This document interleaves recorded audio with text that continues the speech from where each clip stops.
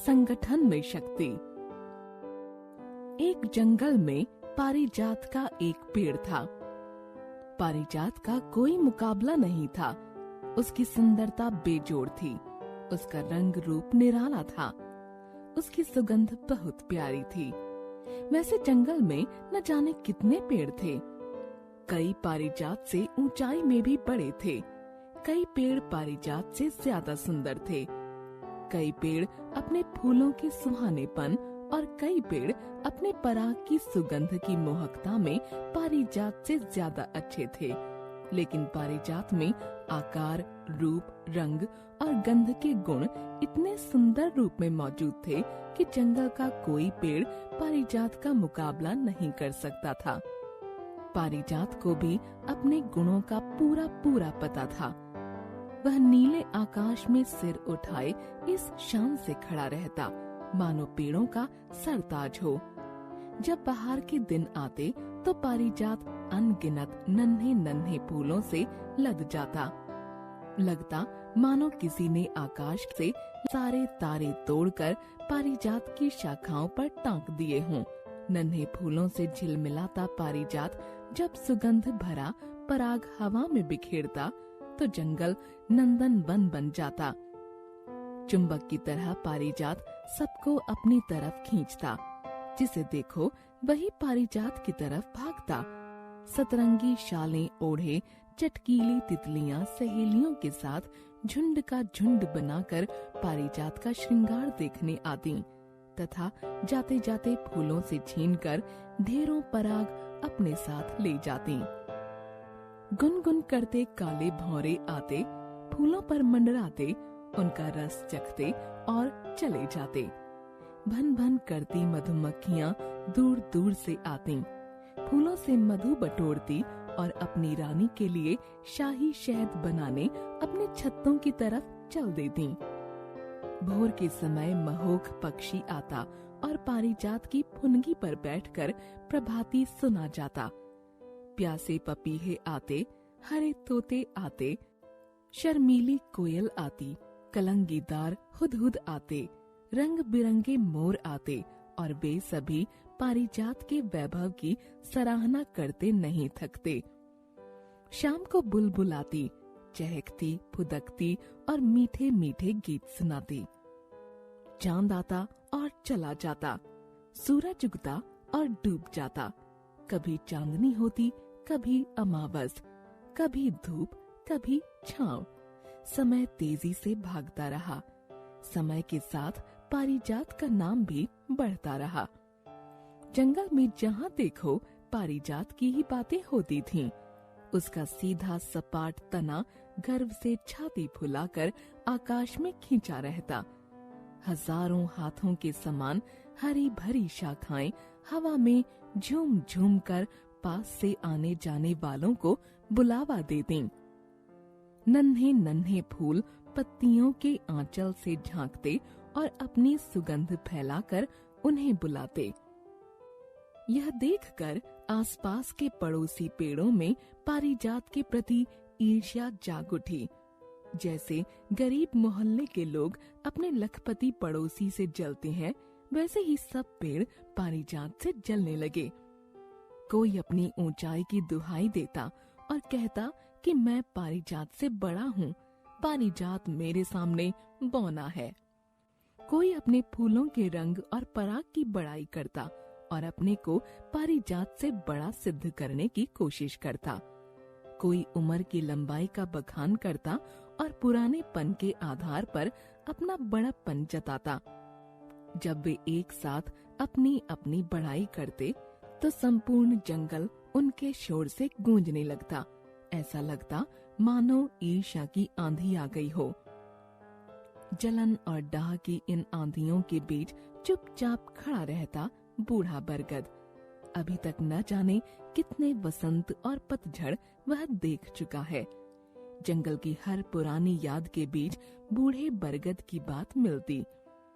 आज के पेड़ों ने अपने माता पिता से और उनके दादा दादी ने अपने दादा दादी से बूढ़े बरगद की बातें सुनी। वह जंगल का पितामह था, सब में बुजुर्ग और सब में बुद्धिमान तथा सबके आदर का पात्र। बूढ़े बरगद ने ऐसे कितने ही पारिजातों को बीज से अंकुरित होते, बढ़ते, फूलते और इतराते देखा था उन्हें अपनी दौलत और नाम पर अकड़ते, दूसरों की गरीबी पर घृणा करते। फिर एक दिन आती तेज आंधी जैसे नदी में बाढ़ आती है। सूरज धूल की चादर से ढक जाता, हाथ को हाथ न सूझता, शोर में शब्द डूब जाते। धीरे धीरे आंधी थमती। सूरज की किरणें अपनी लंबी उंगलियों से पारिजात को छूने को आगे बढ़ती, पर पारिजात अपनी जगह पर हो तब ना। उसकी जगह पर था सिर्फ गड्ढा। आंधी ने गर्वीले पारिजात को गिराया और ले जाकर पास की घाटी में डाल दिया। जो पेड़ विनम्र थे वे अब भी अपने अपने स्थान पर खड़े थे। नहीं था तो सिर्फ वह पारिजात, क्योंकि उसमें गर्व की अकड़ थी।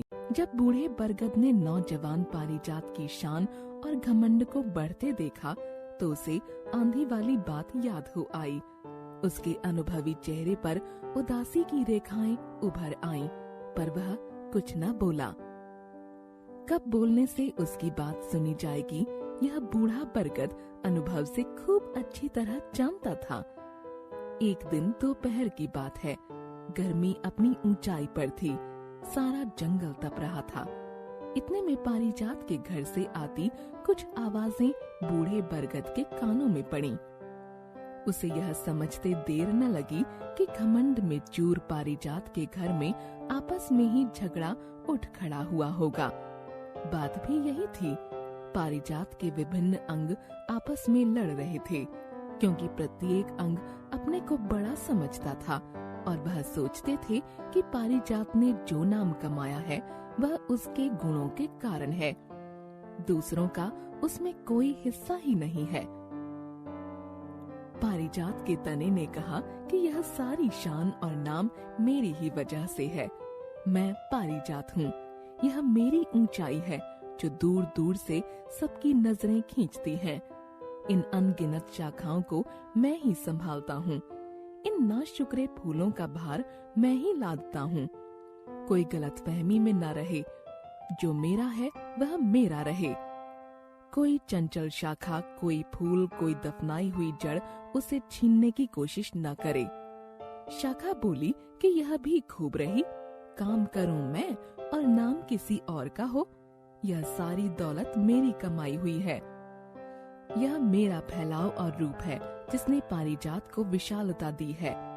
हरे तोतों के समान नन्ही नन्ही पत्तियों का बोझ दरअसल मैं ही लादती हूँ। जब चातक, महोख और मोर मेहमान बनकर आते हैं तो उनके स्वागत सत्कार का बोझ मेरे ही सिर पर होता है। इन मोटे फूलों और सुकुमार फूलों का आधार मैं हूँ। यह जो नाम है वह मेरी ही वजह से है, मेरे बड़प्पन से ही है। सभी कान खोलकर सुने और मेरे ऊंचे ओहदे को मुझसे छीनने की कोशिश न करें। पत्ती ने कहा कि इतनी नादानी, जिस पत्तल में खाएं उसी में छेद करें। अरे किसके दम पर है वह सब ठाठ बाट। सबका पेट मैं ही भरती हूँ।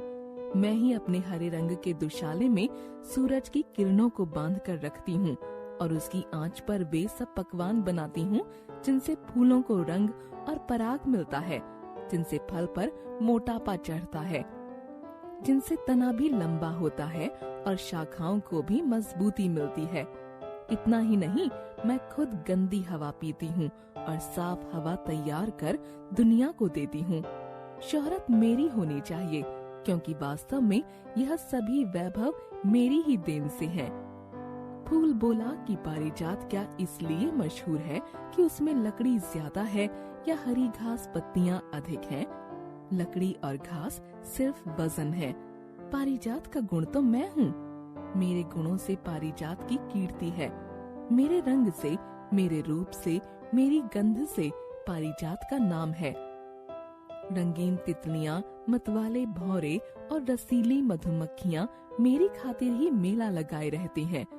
उनका आकर्षण मैं हूँ और उन्हें मैं दिखावे के लिए नहीं बुलाता, पराग लुटाने नहीं बुलाता, मैं उनसे काम लेता हूँ। वे हमारा विवाह रचाते हैं, फिर बीज पड़ते हैं, हमारा परिवार बढ़ता है, हमारी जाति कायम रहती है। न होता यह रूप, रंग और गंध तो क्या हम जीवित रहते? सब जानते हैं कि यह विजय मेरे दम पर है।